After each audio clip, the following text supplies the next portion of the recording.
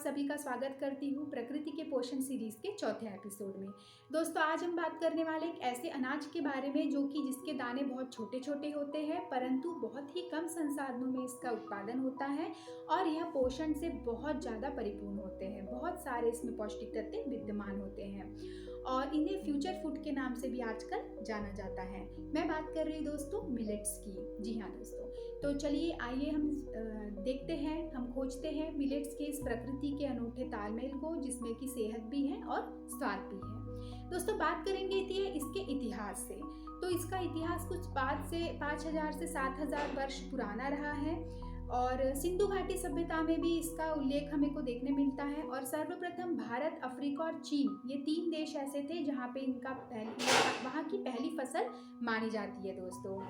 और सर्वाधिक मिलेट्स का जो उत्पादन है वो हमारे भारत देश में ही होता है। दुनिया में सबसे ज़्यादा उत्पादन इंडिया में ही होता है मिलेट्स का। दोस्तों, आयुर्वेद में भी इसका बहुत बड़ा उल्लेख है। आयुर्वेद में इसे एक ऐसे फसल के रूप में या एक ऐसे अनाज के रूप में कहा गया है जो कि हमारे पाचन में मदद करता है, जो कि हमारे इम्यूनिटी को बढ़ाता है और साथ ही साथ हमारे त्रिदोष को भी संतुलित करने का काम करता है, अर्थात वात, पित्त और कफ को।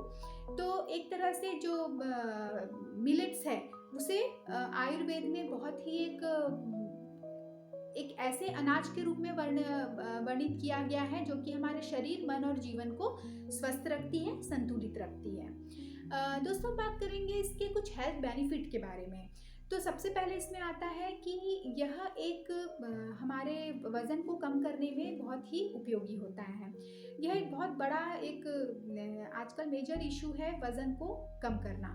तो दोस्तों, मैं बता दूं कि मिलेट्स एक ऐसा अनाज है जिनमें इतना अच्छा फाइबर होता है और इतना कम कैलोरी होता है कि यह हमारे वज़न को कंट्रोल करने में और वज़न को कम करने में बहुत ही हेल्पफुल होता है, क्योंकि इसमें इतना ज़्यादा फाइबर होता है कि आप लंबे समय तक आपको पेट भरा हुआ फील होता है। मतलब कि मिलेट्स को डाइजेस्ट होने में और बॉडी में एब्जॉर्ब होने में बहुत एक लंबा समय लगता है, जिससे कि हमें बहुत काफ़ी लंबे समय तक हमें ऐसा फील होता है कि हमारा पेट भरा हुआ है और ओवर ईटिंग और स्नैकिंग से हम खुद को बचा सकते हैं। तो इस तरह से हमारा एनर्जी लेवल भी काफ़ी लंबे समय तक हाई बना रहता है और हम एक्स्ट्रा हम कैलोरी भी इंटेक नहीं करते हैं, जिससे कि हमारा वजन मेंटेन रहता है, बैलेंस रहता है और वजन हम कम भी कर सकते हैं आसानी से। इसके बाद बात करते हैं दोस्तों कि ये हमारे शरीर के इम्यूनिटी को भी बढ़ाते हैं, क्योंकि मिलेट्स में प्रोटीन बहुत अच्छी मात्रा में पाया जाता है और प्रोटीन का एक काम होता है कि ये शरीर में एंटीबॉडीज़ का निर्माण करते हैं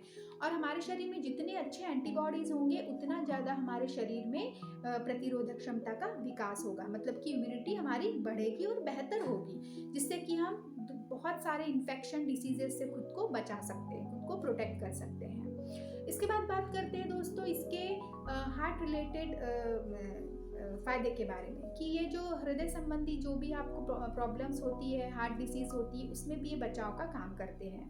तो दोस्तों, मिलेट्स में एसेंशियल फैट्स होते हैं, जो कि एसेंशियल फैट क्या करते हैं कि हमारे शरीर में गुड फैट को स्टोरेज करके रखते हैं, गुड कोलेस्ट्रॉल या गुड फैट को स्टोर करते हैं, बढ़ावा देते हैं और जो हमारे शरीर का जो बैड कोलेस्ट्रॉल है या जो अतिरिक्त वसा जो है उसको शरीर में स्टोर होने नहीं देते हैं। इसके साथ ही साथ मिलेट्स में पोटेशियम काफ़ी अच्छी मात्रा में पाया जाता है, जो कि हमारे ब्लड प्रेशर को रेगुलेट करने का काम करते हैं, जिससे कि हमारा हृदय और सर्कुलेटरी सिस्टम जो रहता है वो एक बेहतर बना रहता है, स्वस्थ बना रहता है।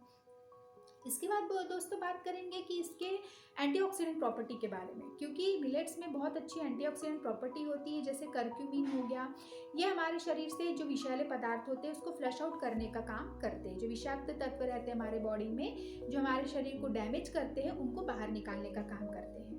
इसके अलावा ये हमारे पाचन में भी बहुत हेल्पफुल होते हैं, क्योंकि जैसे मैंने बताया इसमें फाइबर बहुत अच्छी मात्रा में होता है, तो हमारे डाइजेशन को इम्प्रूव करते हैं। साथ ही साथ कॉन्स्टिपेशन, कब्ज, गैस, ब्लोटिंग जैसे प्रॉब्लम से भी हमको दूर रखते हैं और कुछ गैस्ट्रिक, कोलॉन कैंसर, कुछ किडनी और कुछ लीवर जो क्रॉनिक डिसीजेस होती है उससे भी फाइबर होने की वजह से हमारे शरीर को स्वस्थ रखते हैं।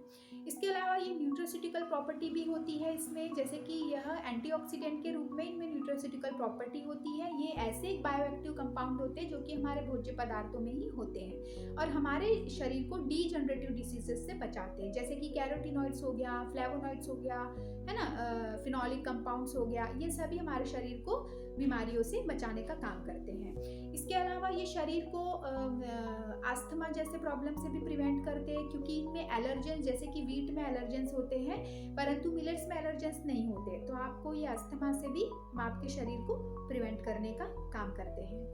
तो इस तरह से हमने मिलेट्स के देखा कि इतने ज़्यादा हेल्थ बेनिफिट है, और डायबिटीज़ के लिए भी, हाँ दोस्तों, डायबिटीज़ में भी ये बहुत ज़्यादा बेनिफिशियल होता है, क्योंकि इनका ग्लाइसेमिक इंडेक्स काफ़ी लो रहता है, तो आपके ब्लड शुगर को रेगुलेट करने का काम, ब्लड शुगर को कम करने का काम भी यह करते हैं। तो इस तरह से मिलेट्स के बहुत सारे हेल्थ बेनिफिट होते हैं, जिसके वजह से हमें इन्हें अपने डाइट में इंक्लूड करना चाहिए।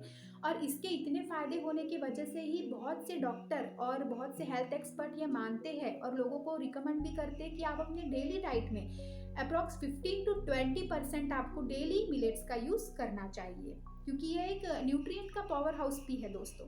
ओके, अब बात करेंगे इसके अदर यूजेस की।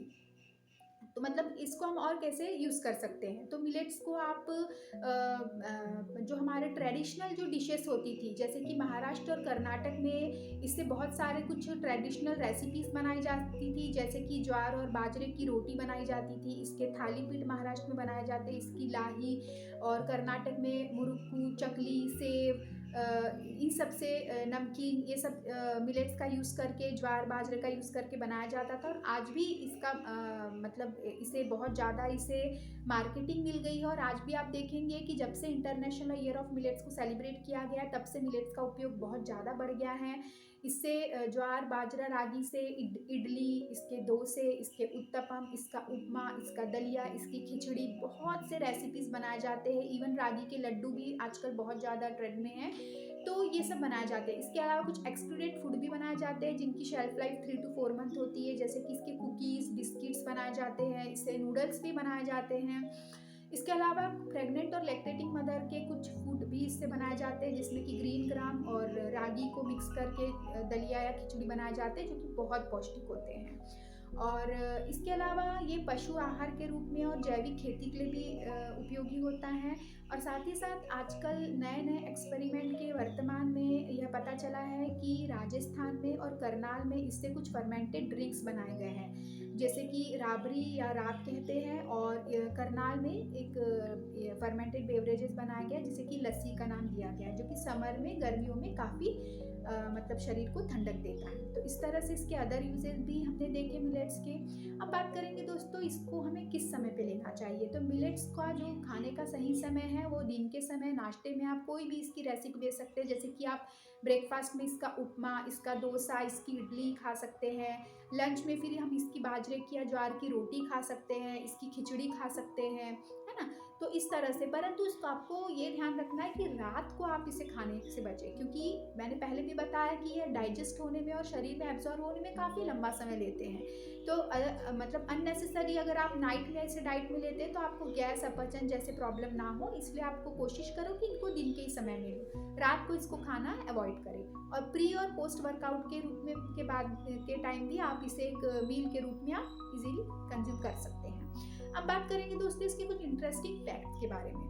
तो जैसे कि आपको मैंने पहले भी बताया है कि मिलेट्स को उगाने के लिए, इसके उत्पादन के लिए बहुत ही कम पानी की आवश्यकता होती है, बहुत ही कम खाद की आवश्यकता होती है, और बहुत कम संसाधनों में ही ये बहुत ज़्यादा उत्पादन करते हैं। और मिलेट्स एक ऐसी फसल है दोस्तों, एक ऐसा अनाज है जिसे कि आप पूरे मतलब साल भर में आप कभी भी आप सुपरमार्केट या दूसरे दुकानों में चले जाइए इसको परचेस करने के लिए, आपको इसका स्टॉक फुल मिलेगा। क्यों?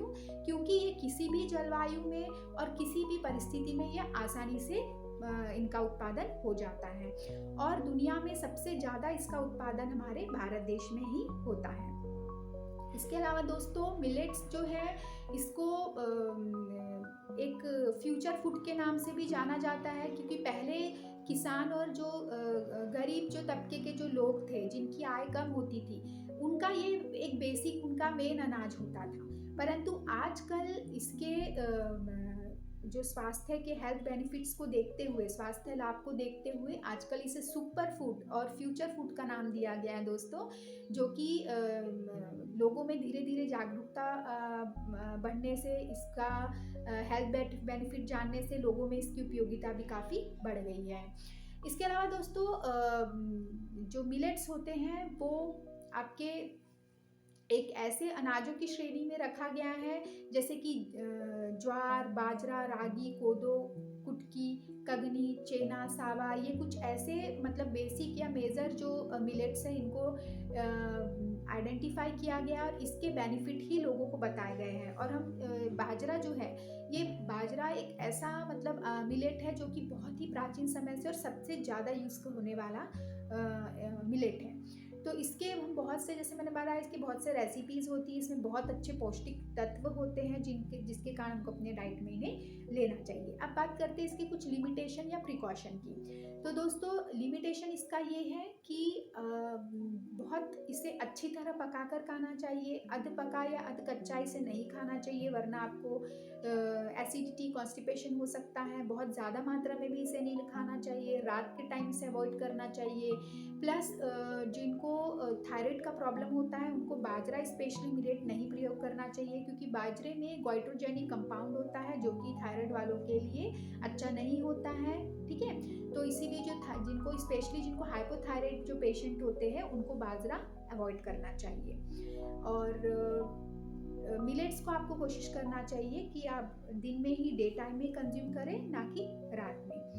और बहुत अधिक मात्रा में नहीं खाना चाहिए शुरुआती में, क्योंकि जिन लोगों को इसका हैबिट नहीं होता है तो इनको हैबिट होने में टाइम लगता है। तो शुरुआत में आप दिन के समय और थोड़ी थोड़ी क्वांटिटी में खाएं, या तो सिर्फ ब्रेकफास्ट में ले या तो फिर लंच में ले। एक साथ अगर आप ज़्यादा क्वांटिटी में अगर लेते हैं या एकदम अचानक इसकी आदत बनाने लगेंगे तो आपको थोड़ा सा प्रॉब्लम हो सकता है, क्योंकि यह, जैसे कि मैंने बताया, कि फाइबर कॉन्टेंट अच्छा होने की वजह से डाइजेशन और एब्जॉर्प्शन में थोड़ा समय लेते हैं। तो आपको थोड़ा थोड़ा करके खाना है, एक साथ इसकी हैबिट नहीं बनाना, और पूरी तरह अच्छे से इसको पका कर ही खाना है। तो ये मैंने आपको कुछ मिलेट्स के बारे में जानकारी दी। तो कंक्लूजन यही निकलता है दोस्तों कि मिलेट्स आजकल की जो बदलती जीवन शैली और बिगड़ती सेहत के लिए मिलेट्स एक बहुत ही वरदान है, सस्ता, टिकाऊ और एक बहुत ही सफल समाधान है। लास्ट में मैं 2 लाइन कहना चाहूँगी दोस्तों, पुराना अनाज नई पहचान, मिलेट्स है हेल्दी लाइफ का आसान समाधान। मिलते हैं दोस्तों प्रकृति के पोषण के अगले एपिसोड में, तब तक के लिए धन्यवाद, समय देने के लिए भी धन्यवाद।